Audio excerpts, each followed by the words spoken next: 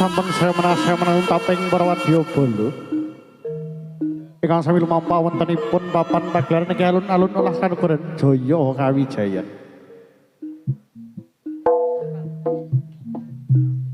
Taping para wadyabala ingkang sami lumampah saya menang taping para wadyabala saking Kadipaten Dadaranggin. Niki 174 ingkang dados panjang keping Patembaya Sang Prameswari Dewi Sangga Langit.